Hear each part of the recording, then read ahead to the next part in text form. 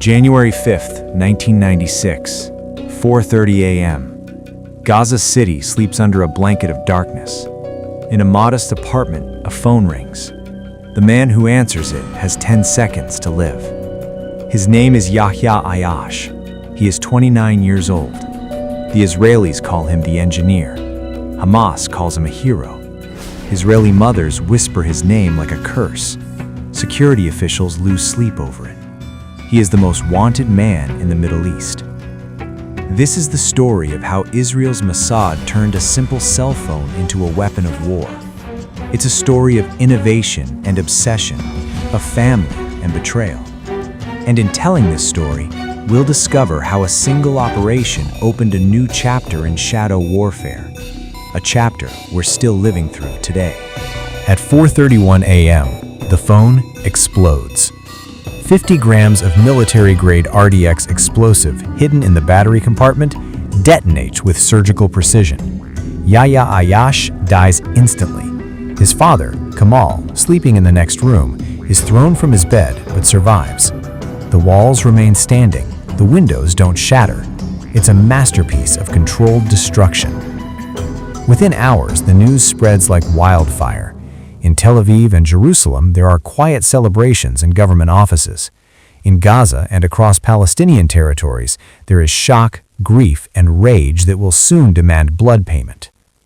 But beneath the headlines lies a question that still resonates. How did they do it? How did one of the world's most wanted men, who trusted no one, who changed locations constantly, how did he end up with a phone bomb pressed against his skull? Yahya Abdel-Latif Ayyash was born on March 6, 1966, in the West Bank village of Rafat. His family was not wealthy, but they were respectable. Young Yahya was different, brilliant, devoted to his studies, particularly gifted in mathematics and science. He earned a scholarship to Birzeit University, studying electrical engineering. He graduated in 1988 with honors, his future seemingly bright. But 1988 was also the year the first intifada erupted. Ayyash watched Israeli soldiers beat protesters, saw his friends arrested, his neighbors' homes demolished. The occupation became impossible to ignore. He joined Hamas, specifically the Izz ad-Din al-Qassam Brigades, Hamas's military wing. And it was here that Yahya Ayyash would discover his calling. He would become a builder of bombs, and he would be very, very good at it. What made Ayyash dangerous wasn't his ideology. Hamas had plenty of true believers. What made him dangerous was his mind. He was an innovator, approaching bomb-making like a master craftsman approaches his art. Before Ayyash, Palestinian attacks were crude, often ineffective. He changed everything. He perfected the suicide vest. Multiple pockets of explosive distributed evenly, ball bearings and nails packed around the charges, a reliable triggering mechanism. The entire apparatus could be hidden beneath ordinary clothing. A bomber could walk through crowded streets and detonate without anyone noticing until it was too late. But Ayyash didn't just build bombs, he trained bombers. He taught them the psychology of infiltration, how to dress in jeans and t-shirts, how to act calm and bored, where to stand for maximum impact. He taught them to smile, to be unremarkable, until the moment they became unforgettable. The attacks began. April 1994, car bomb in Afula, 8 dead. October 1994, suicide bomber on a bus in Tel Aviv, 22 dead. January 1995, the Beit Lid massacre, 2 coordinated bombers, 21 dead. More attacks followed through 1995. Between 1993 and 1995, Ayyash orchestrated at least 8 major suicide bombings, more than 60 Israelis killed, hundreds wounded. But the numbers don't tell the full story. Israel was paralyzed by fear. Mothers wouldn't let children ride buses. The economy suffered. The peace process was shattering. Israeli Prime Minister Yitzhak Rabin was under enormous pressure. The Israeli public demanded action, and everyone agreed. Yahya Ayyash had to die. Israeli intelligence made Yahya Ayyash priority number 1. The Mossad partnered with Shin Bet, the internal security service. codename Operation Bramblebush. But finding Ayyash was like chasing smoke. He never slept in the same place twice. He trusted almost no one. He communicated through layers of intermediaries. He knew the Israelis had informants everywhere, so he constantly moved through Gaza's labyrinthine streets and safe houses. Multiple raids came up empty. Undercover agents got close, but never close enough. Once, Israeli forces stormed an apartment in Kafr Salam where intelligence suggested Ayyash was hiding. They found 3 Hamas operatives, but not Ayyash. He had escaped through a tunnel system. Another time, a drone spotted someone matching his description. Within 30 minutes, a missile struck the building. They found 5 dead Hamas members in the rubble, but again, not Ayyash. The failures were frustrating. How could one man constantly evade the combined efforts of Mossad, Shin Bet, and the Israeli Defense Forces? But Israeli intelligence had one advantage: patience. They understood that everyone has a weakness. Everyone trusts someone. The key was finding that weakness. The breakthrough came from the oldest vulnerability in human history: family. Despite all his precautions, Yahya Ayyash had one weakness. He loved his father. Kamal Ayyash lived in Gaza, a simple man who had worked construction jobs his entire life. Israeli intelligence had tapped his phone back in 1993, watching his movements, documenting everyone he met with. For a long time, the surveillance seemed pointless. Kamal appeared to have no contact with his son. But intelligence officers kept watching, and slowly they began to notice patterns. Kamal would receive calls from payphones that lasted only seconds. A few hours later, he would leave his apartment, walk to the mosque, and pray. When he returned, there would sometimes be a subtle change in his demeanor. Then, in late 1995, they learned something crucial.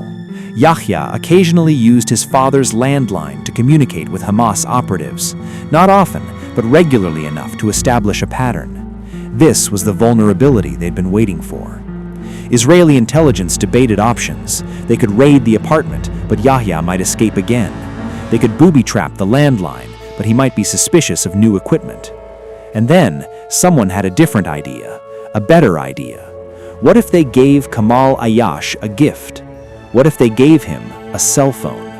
The plan was elegant in its simplicity, horrifying in its execution. The weapon would be a gift, a cell phone. In 1995, mobile phones were still rare in Gaza, expensive, status symbols. If you had a cell phone, you were important, you were connected. Mossad's technical department got to work. They acquired a standard Nokia cell phone. Then came the modification. Experts carefully removed the standard battery and replaced it with a specially designed unit containing both a functional battery and 50 grams of RDX explosive, more powerful than TNT, moldable, stable. But the explosive was only half the equation. The trigger was the masterpiece, a tiny circuit board connected to the phone's ringer and to a detonator embedded in the RDX charge. Here's how it would work.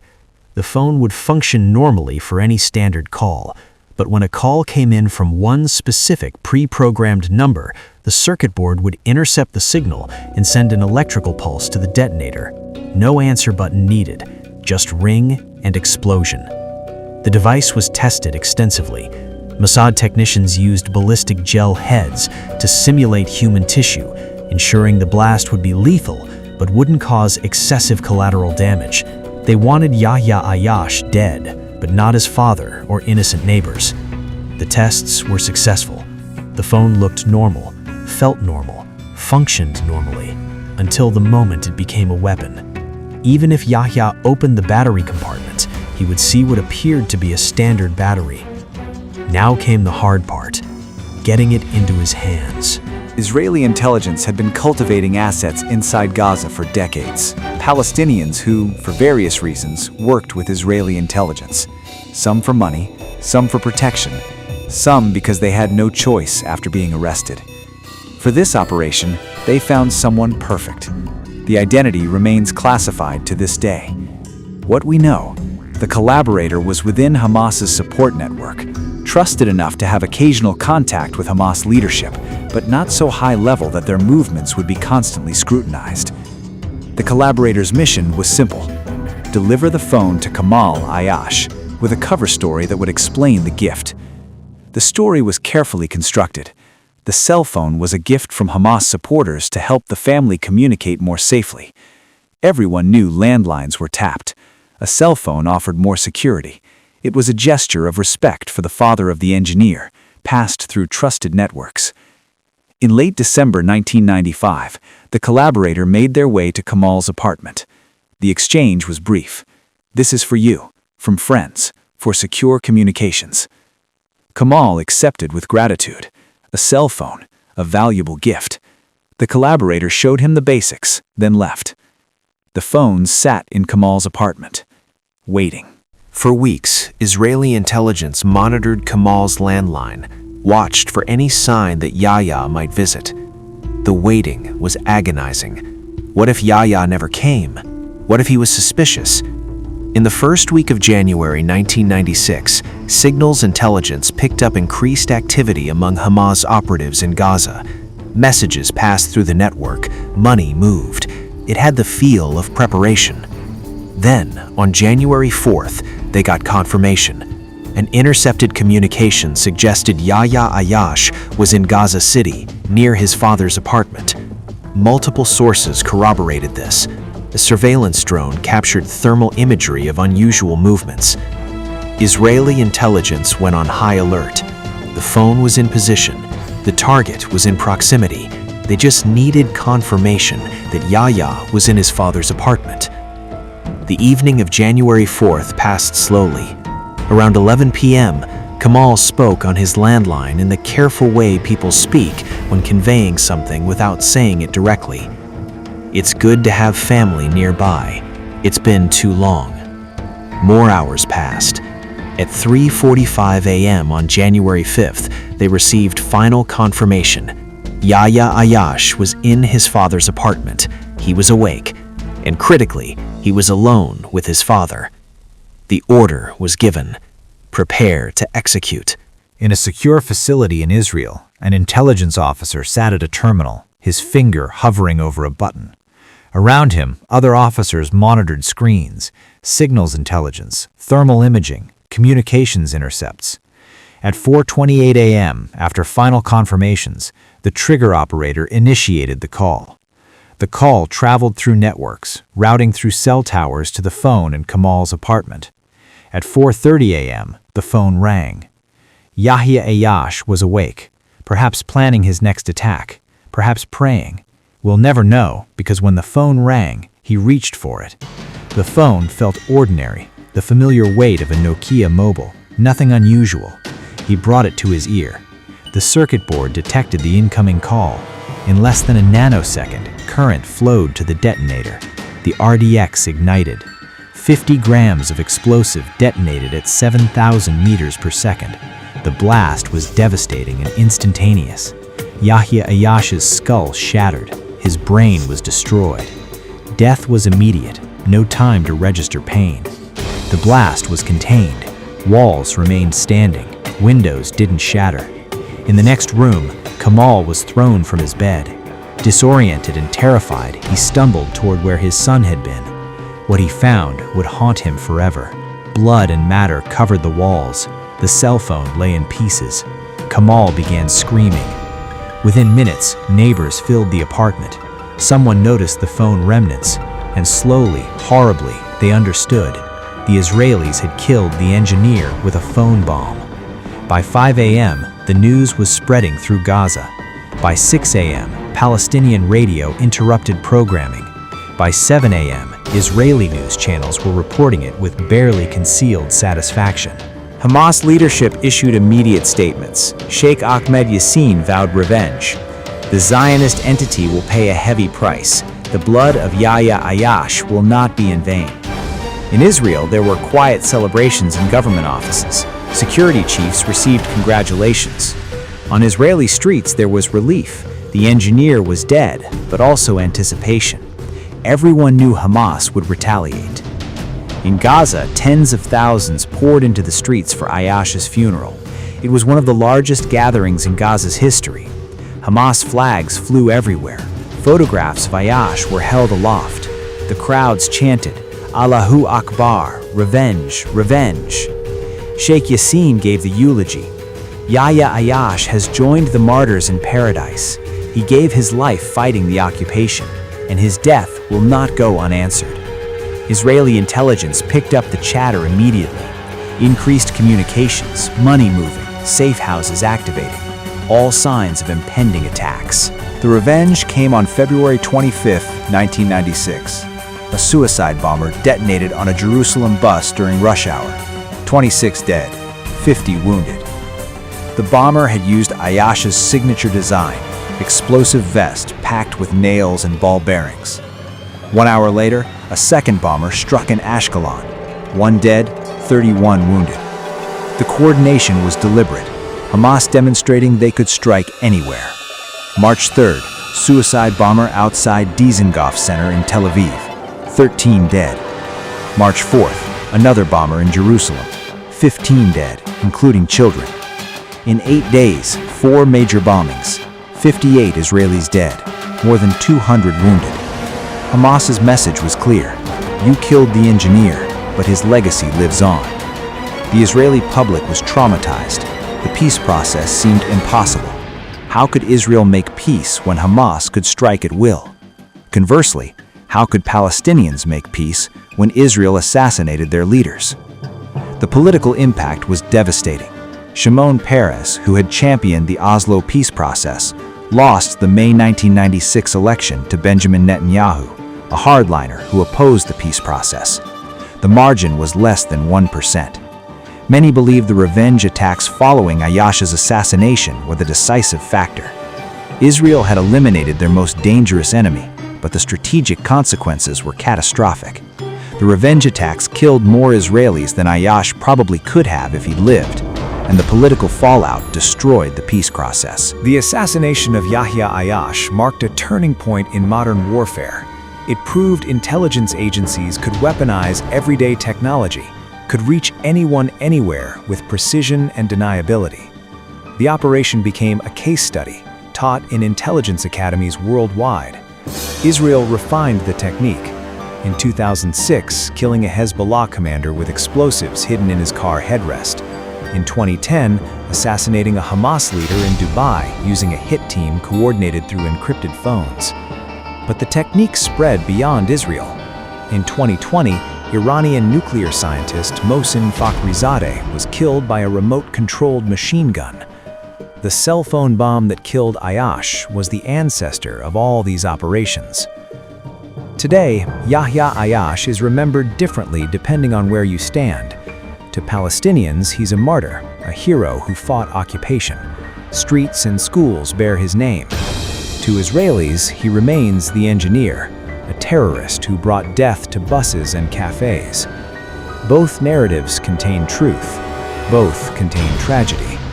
The Israeli victims were real people with families and futures stolen from them. The Palestinian grievances that motivated Ayyash were also real. The occupation, the injustices he witnessed growing up. The tragedy is that the cycle his life and death represented didn't end with him. Decades later, Israelis and Palestinians are still locked in the same conflict, still grappling with the same questions. How do you achieve security? How do you achieve justice? How do you break cycles of revenge that span generations? The cell phone that killed Yahya Ayyash sits in an archive somewhere, carefully preserved. But the real legacy isn't in that archive. It's in the world we live in today, in how intelligence agencies think about eliminating threats, in how targets think about protecting themselves, in the evolution of targeted killing as standard statecraft. The assassination raised questions we still haven't answered. When is targeted killing justified? Does it make societies safer or perpetuate cycles of revenge? In the pursuit of security, what lines are we willing to cross? The truth is that the assassination was simultaneously a remarkable intelligence achievement and a strategic failure. Technically brilliant, strategically questionable. It eliminated one man, but empowered his movement. It solved an immediate problem while contributing to longer-term instability. That phone rang at 4:30 in the morning on January 5, 1996. When Yahya Ayyash answered it, he had 10 seconds to live. The explosion lasted less than a second, but its echoes are still reverberating nearly 30 years later. This is the story of how Mossad killed a Hamas engineer using a cell phone. But it's also a story about the price of innovation, the cost of revenge, and the tragic reality that in war, even precise surgical war, there are only different degrees of losing. In memory of all victims of the Israeli-Palestinian conflict, may we someday find the wisdom to break these cycles of violence.